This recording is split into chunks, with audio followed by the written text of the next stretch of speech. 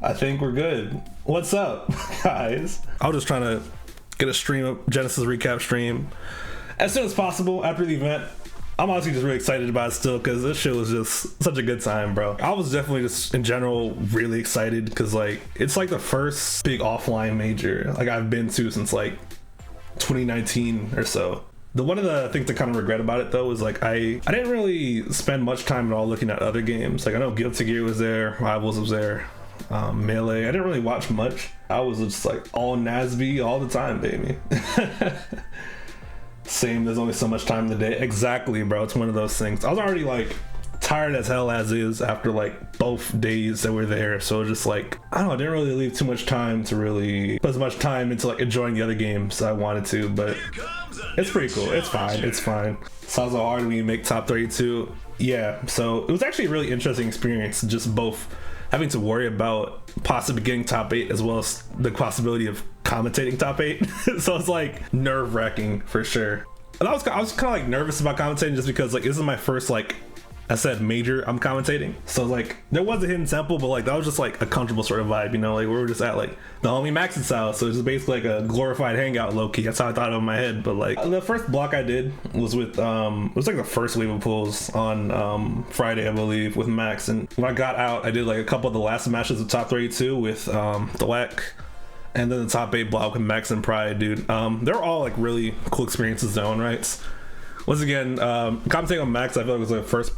That's my first person I commentated with. Definitely kind of helped me get over some of the nerves related to, you know, commentating a major. He's definitely just an easy person to really commentate with, I feel. And then like Thwack on top 32, and it was interesting. I think it's really cool that he had other commentators from other games kind of like get in on the commentating, because it brings like, you know, a different sort of a vibe to it. But it's, at the same time, it's just kind of weird for me as like this fucking nasb with over like 700 fucking hours in this game, commentating with someone who hasn't really played it too much. But you know, it was pretty cool.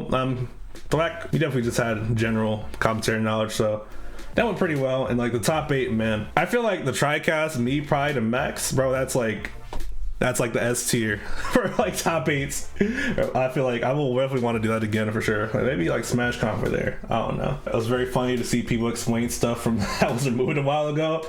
Yeah, so that's like the main downside of running a game that people like mostly it's like secondary to a little while after launch. Cause like I don't know, would probably have been more up to date if it were like the original date of January, but moved to April is just like so much has changed about the game, bro. Like you can't really rely on just patch 1 knowledge anymore. If there's still those other commentators, you know, from other games still up in the comments, I hope they realize that and sort of take that in mind. Aside from matches though, it was just, in general, just really cool to see nasb get like its own section. I kind of underestimate just how cool it is to have like, your own spot to, you know, convene their community and shit by yourselves. I think the one thing I kind of didn't like about that was sort of the positioning, because like let me see if I can find the picture real quick of the map. It's like the thing I really didn't like about the positioning of where we were at is just like how isolated everything kind of felt. We kind of like felt from other people, you know. nasb was like right here in this area, right, which is all the way to the right side of the venue was this the nasb sort of stream area, which is just really inconvenient because you don't really get those curiosity sort of views from people just passing by trying to get to the Rivals or Guilty Gear if like they were over here, for example. Like I think optimally we would have been like right here where either was at. But you know, it is what it is. We still had a good amount of people, you know, being interested in the game that were coming by. It didn't even enter, so just like I just wanted to just play the game. I definitely don't want to like throw shade at the event or TOs too, because the TOs in the event definitely just did a great job, you know, just providing that space for us and just a great job TOing in general. I feel like the pool matches for Nick All Stars are like really fun, honestly. Like, of course, they weren't like the, you know, the normal high level play we're used to seeing where it's just us in the community sort of playing, but I don't know, I feel like it was really cool to see, you know, just other people who don't really play the game too much really still play their hearts out a little bit. Some of them do it pretty well for sure. Like there's still definitely some I definitely saw this clip earlier, there'll definitely still some moments where it's like people getting rocked because they obviously haven't played in a while. This clip was hilarious, bro. Here comes a new challenge. Thunder's Rain, appreciate it. Just watching Genesis, talking about Genesis, but yeah, look, it's just like if someone doesn't know how to play the game against someone who's like really experienced with it already, it's it can be rough for sure. Yeah. It's just so rough. I think like in general though, the low level matches, or low level player matches rather, I think it was pleasantly surprising to see that they knew how to play the game. Like, I'm not gonna lie, that sounds sad as hell, but like my expectations for other people like from the outside of the community were on the ground. So it was really cool to see, you know, what they knew about the game and see something do pretty decent. Pools were definitely fun, but bro, top 32, bro, that shit was a bloodbath, bro. I like this bracket, bro.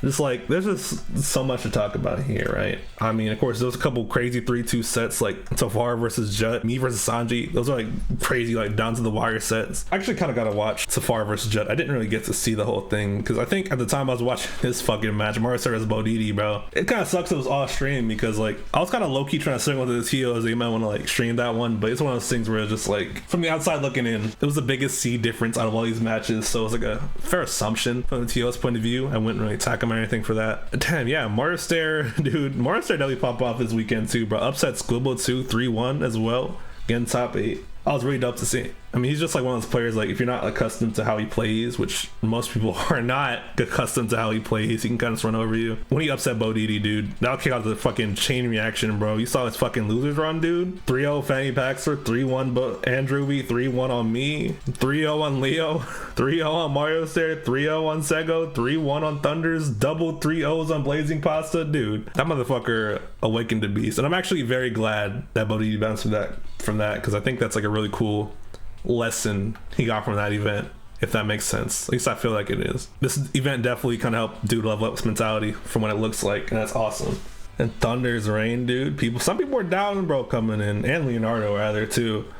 But yeah, dude definitely popped off, beat Thunders, beat Victor, Tafar, and then like Mario Stair and Winterside in top 8. That shit went crazy. And man, this loser side, top 32, even more of a bloodbath, low key, bro. Waldo actually clutching over Tafar, dude. That was insane. Waldo, dude. Great showing from man. He's always been considered like a hidden boss of the West Coast, so it's cool to see him, you know, have a crazy performance like this. Let me try to see some of these fucking moments from top 32, because man, of course I ended up on this shit. Listen, bro. Listen. This man Sanji, I don't know when this motherfucker got so good, especially with this whack ass character Toph, right? I was fucking sweating trying to beat this motherfucker. I still think Toph kind of fucking sucks, kind of blows overall as a character, but like in a tournament environment though, that character a little scary, dog, because like if you get like impatient, you start tilting, like things can get a little dicey, bro. A little dicey. I had a fucking crazy pop off too, but like a little bit of one I don't like for a reason you'll probably see in a second. And it's like he started going in on me too. I just wasn't ready for this shit. He was just mixing me up, bro. I'm still surprised I won this. I'm not gonna lie to you. Yep.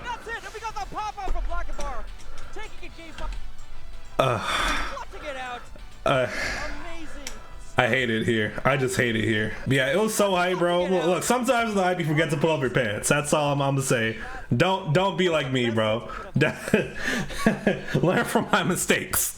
Just learn from my mistakes. I kind of want to watch Jafar versus Jet, because I didn't really watch that full set. If I can find that in here. Like Jet just playing just straight based on field too. It's just like, it's always insane to me, right? I can imagine with just like Jet, like he's always the kind of guy, he doesn't really have matchup practice, so it's like if you let him adapt during sets, like you just be very crazy and very scary for sure. I've always been a Toph believer. Shut up. Hey, shut up over there. No, I'm not necessarily a Toph believer personally, but I'm a Toph, she can actually do things, or if that's a word. It's not a word. Pride's definitely a top 3 commentator of all time for me, though. To me, I always love seeing Pride commentate. Oh yeah, honestly, Pride is my favorite commentator in general. I love commentating with that guy and listening to his commentary. He's like, has a really insightful analysis and like asks like good questions that lead to like good conversation. I don't really know about the rest though. I haven't really checked the bracket. Oh my god, 70. She's Nigel, man. So my Nigel's in Paris. Oh, snare. I think, oh yeah, that was sick. That set was definitely sick though, man.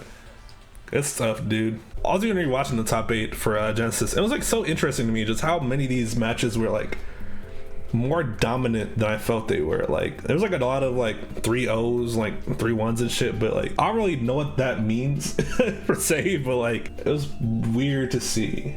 Looking at these, like there was like 1, 2, 3, 4, 5, 6, 7 3-0s. I mean, fucking 5 of them were from Bodedee. No, I definitely think after this event, Bodedee like unlocked something mentally of himself, and I'm very excited to see what that leads to down the line. See other people here. Now, Thunder's reign was really cool to see. He's been practicing a good amount with like some of the West Coast homies and other people leading up to Genesis, but it's so crazy that even just still not really playing nearly as much as anyone else, he was still managed to get to like 3rd place in this tournament, especially with a character that a lot of people are kind of like doubting right now, right? The Grands was a blowout. It was, dude. It's so crazy, right? Because these two, Blazing Pasta and Bodedee, they tend to go very back and forth a lot in their sets, and like Pride mentioned it during commentary. It's like when one sort of like, you know, starts boosting past the other, it's like very evident, and it can definitely lead to more, you know, interesting things, rivalry rise in the future. Because I mean, Bodedee versus Pasta, one of the most interesting storylines we have brewing in the NASB scene right now. Bodedee beat Pasta 3-1 at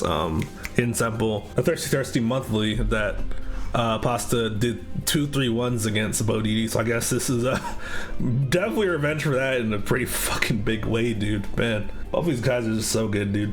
All these players, man, are just so sick, man. We talked about fucking Sego's run too, bro. Zim up. Never gonna say that again, by the way. So Zim down. I agree. Big Zim down. Big Zim down. But nah, Sego is sick, bro. I mean, people can like say anything you want about Zim, but like Sego, that dude's legit, bro. That dude's very legit. Grayson, Pugx, Leo, Swivel. Very good wins. Very good wins. The fucking crew battle, man. Listen.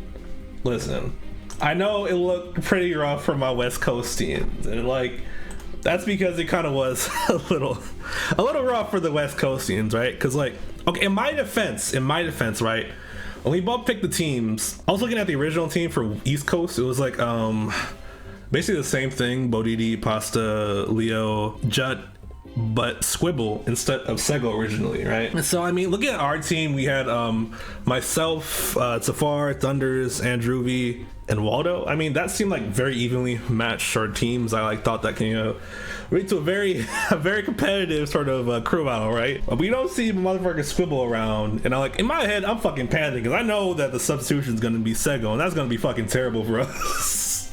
Because thinking about it, like, not only is Zim such a good character, we don't really have many West Coast Zims to really even practice that matchup with, right? I mean, the main one that comes to mind is Lucian, which no shot to Lucian, he's still very good, getting better with Zim, but like he's not up to the level, you know, like a Sego and Apache or like a Tusku. When I saw that Sego subs out Squibble, like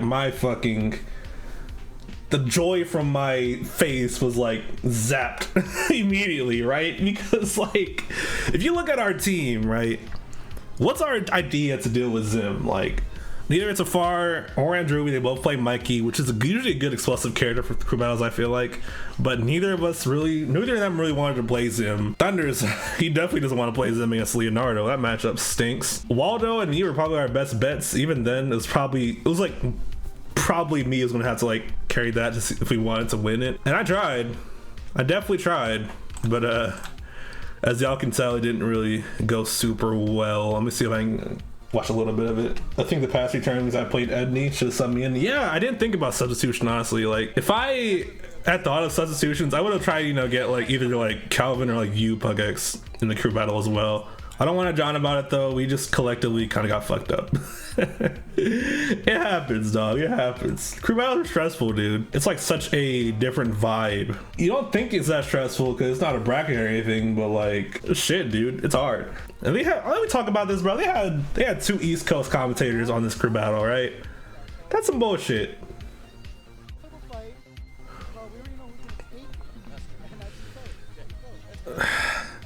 Listen. We couldn't even have, you know, a West Coast commentator, bro. Where's Pride at? He could have got Pride on the mic. He's over there. Look. It's your bottom on, bro. Something. You're gonna need more than that. So far got that notified code, you know, 50% off. Oh, that's better. I remember seeing that earlier. That's fucking funny. We were saying, you know, you guys are in trouble because your best player's a commentator. I'm their best player? Oh. That's cat. Keep in mind, I was our plan against Sego. I was the one to deal with this fucking monster.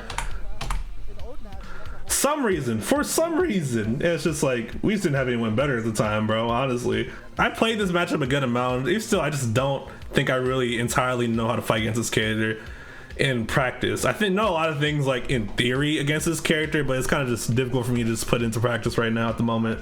Why can't I just take the second stock at least? So I'm definitely looking forward to the next Genesis, and hopefully, you know, nasb's there. Hopefully on a Sunday too. That'll be great. I was hoping we had a Sunday spot, but you know, it is what it is. The stream still went really well. The event was awesome. People were cool, dude. Just man, that's just another thing about just going to another offline event from nasb. Just the community, just so awesome, man. And yeah, I'm very excited for the next tournament, where that's gonna be. I think I'm probably gonna go to Combo Breaker. After that, I don't know. We gonna see.